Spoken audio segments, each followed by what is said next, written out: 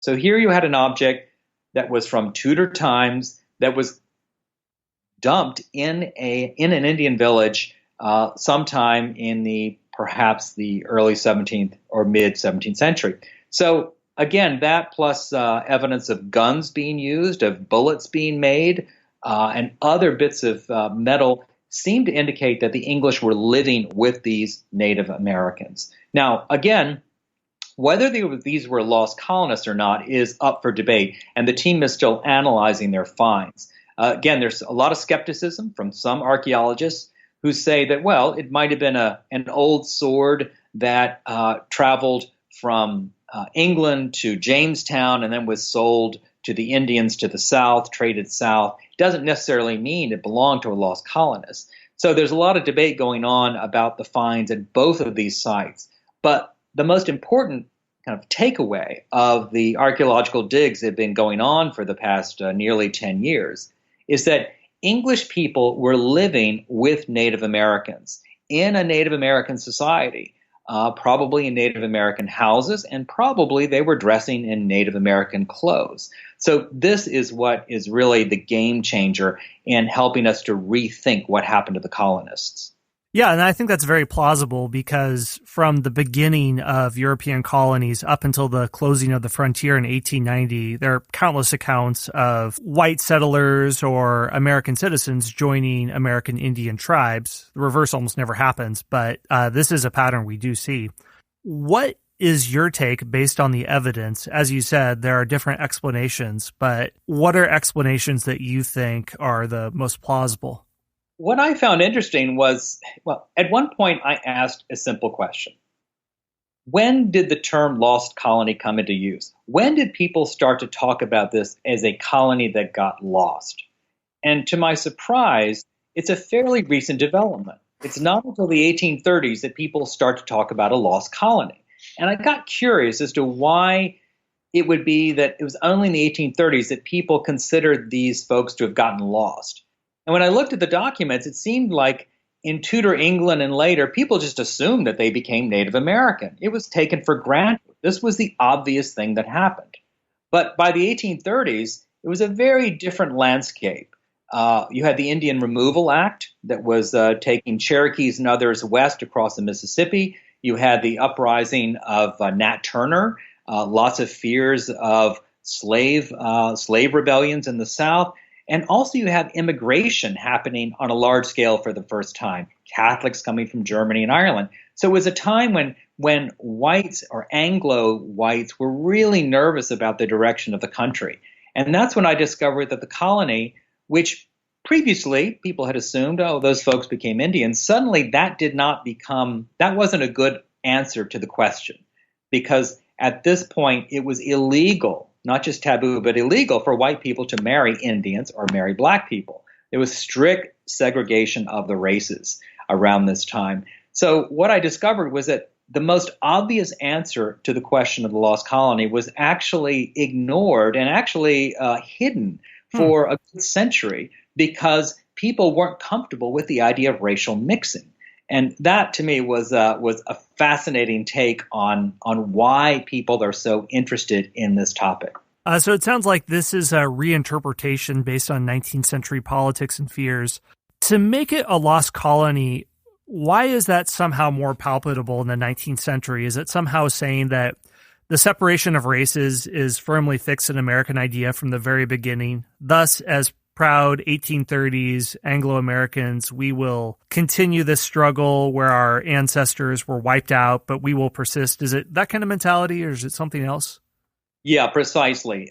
It was both this idea that, well, the colony failed, but they were martyrs to the cause of English colonization, destroyed by the Native Americans, for which there's no evidence. There's no evidence that there was any kind of massacre. In fact, when John White returned in 1590 to the scene of the crime on Roanoke Island, he found no graves, no bones, no sign of destruction. There is no evidence that the Native Americans perpetrated some kind of large-scale massacre. This was all a 19th century idea at a time when when Americans are expanding west and encountering a lot of hostility from Native Americans. So that definitely is a large piece of the puzzle. Hey everyone, Scott here. We're going to take a very short break for a word from our sponsors.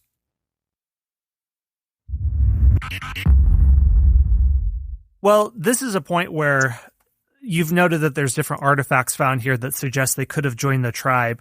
What do you think this would have looked like? Do you think it would have been mostly English white settlers being absorbed and adopting American Indian ways, or would there be a hybrid culture that would have developed? What do you think this would have looked like? Well, it's a good question. The archaeology seems to suggest that you have English people who maintain some of their traditions and some of their technologies, like guns, for example, or swords. But eventually, these people would have become Native American, and probably pretty quickly. In fact, there's a mention later, about 20, 30 years later, when Jamestown was settled. One of the Indians tells John Smith, hey, there are people that dress like you and talk like you that live to the south.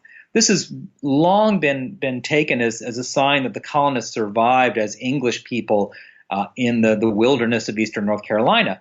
But if you think about it, how long do you think your clothes would survive if you were on the Outer Banks of North Carolina for 3 years, Right. much less 10 years? I mean, your clothes are going to rot away. So quickly, people would have been dressing like the Indians. They would have been wearing deerskin, particularly in the winter, probably not much in the summer.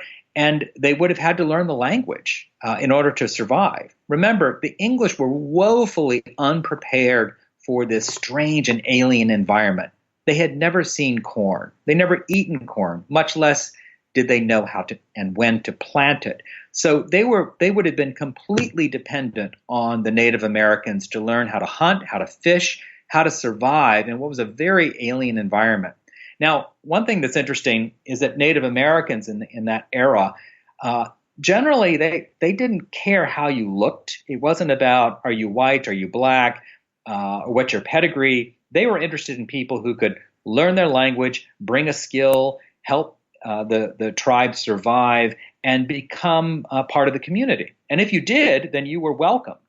Now, it's probably likely that some of the warrior age men among the English might have been killed. This is not uncommon to get rid of the men, but to keep the women and children. So the women and children could well have survived in these tribes and prospered and become very much part of Algonquin society, while some of the men might have been slaughtered at the beginning because they would have been their loyalty might have been suspect. And that's just based on what we know of how these tribes dealt with one another. So we can't necessarily say that's what would have happened to the English. But I think what made 19th century people so uncomfortable with the idea of racial mixing was that these English, these good English, mostly middle-class people from London, could so quickly have thrown off what was viewed at that time as, quote, civilization and become, quote, barbarians. This was a very uncomfortable idea for 19th century white Americans who viewed themselves at the top of the pyramid. Why would these good English, go back to being savages? So that was part of the reason why the colony had to get lost. It had to become a mystery. It had to become something that was a romantic mystery rather than a case of people choosing to step away from Western civilization. And this is an irony that these Roanoke settlers are becoming the martyrs of the American cause when at least the first attempt to set up the colony was practically as a pirate colony. And when you set up an outpost, you're not sending, the sons and daughters of privilege or Ivy League graduates. You're setting the rabble that are, in a sense, expendable, kind of like settling Australia, people that can sort of represent your civilization, but are also highly expendable if they don't make it. So that's interesting. Well, I don't think that actually was the case for the Lost Colony. In fact, some new research that has been done shows that these weren't, say, the poor farmers desperate for land, nor were they prisoners. It seems, based on some in-depth research by a historian, that most of these people were middle-class Londoners who were looking to start a fresh life. And they wanted to get out of a city that was really expensive, where you would have epidemics sweeping through. And even though you might have had Shakespeare at the Globe down the street, you wanted to get the heck out of Dodge. So actually, these were people who had money as well, because in order to sign on, most of these people had to pay up. They had to pay a certain amount of money in order to get their passage, and when they arrived, they would be awarded 500 acres of land. So it's really an interesting model, and what makes the Roanoke voyages and the Lost Colony in particular so important is not so much the mystery. It's the fact that this model of creating a corporation and getting people to contribute money for their own passage is what ended up turning America from a place that was primarily Native American and Spanish into an entire continent that was dominated by the English and by the Anglos. Okay, that's a good point. Thank you. And what you mentioned, where in the beginning, people are willing to adapt a new culture simply because survival is at stake and you don't have the luxury of preserving old world values. That reminds me of a lot of other things we've seen in history. And I studied the Ottoman Empire. And at the very beginning of the empire, the leaders are Muslim, but they're very willing to have Christians and Jews and others fulfill administrative roles because they're simply lacking manpower. And then a few centuries later, they have the luxury of having sharper divisions between religions because they have the ability to do that. And they have the luxury of having ideological purity tests. It seems like something similar is happening in America by the 19th century. This story of how Roanoke becomes something different from what it was in the 19th century. Do you see other examples of people trying to co-opt this story for their own purposes? Oh, absolutely. I mean, that's what makes this such a great story, because we have so little hard information about who these people were and what they did and what happened to them that it becomes a kind of projection screen, a Rorschach test that says a lot more about the people making the theories generally than it does about some lost Elizabethans in the woods of eastern North Carolina. So, for example, a lot of feminists have seen Virginia Dare as a figure who's quite inspirational. Now, Virginia Dare, remember, was this this grandchild of John White, born on Roanoke Island in 1587, shortly before he left. And all we know about her are two things. One, she was born. Number two, she was baptized. End of story. I mean, she is the most famous American about whom we know so little. And Virginia Dare was resurrected in the 1830s as a symbol of the story went like this. She survived a massacre of the Indians and grew up to be a beautiful blonde-haired, blue-eyed vixen of sorts, wearing a sexy white doeskin. The Indian braves are mad for her. She remains virginal, however, and takes care of herself. She knows how to use a bow and arrow, and everyone respects her and thinks she's beautiful. Now, all of this is fantasy. All of this is made up. These were stories that were passed around in newspapers that were very popular, particularly among women readers. And so a lot of early suffragettes and early feminists really looked to Virginia Dare as a sign that women could make it on their own in this new frontier of the New World.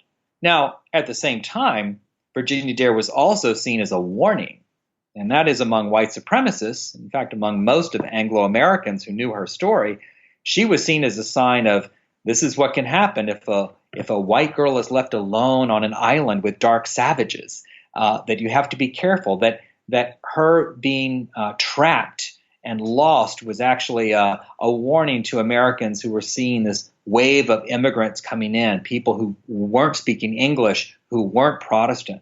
So again, you have Virginia Dare used both for feminists as inspiration and white supremacists as a warning sign. It's really funny that they have to fictionalize someone that we know essentially nothing about when we could find real examples of both, whether it's women who are surviving the difficulties of the frontier. You have countless stories you could choose from of real people that we do know about. So it's interesting how somebody can become mythologized like that. Are there any other examples like that? I'm really fascinated by this, how history is politicized or, used for different events of other groups who've taken the Roanoke story for their own ends. Well, certainly, this is a story that even today attracts a lot of attention. Just one example I could give you is the white supremacist website called vdare.com. They use Virginia Dare's name, again, to kind of get across this idea of immigration being a threat to the American way. Maybe somewhat ironically, it's and it's an English immigrant who started this website, but it gets across this idea that this isn't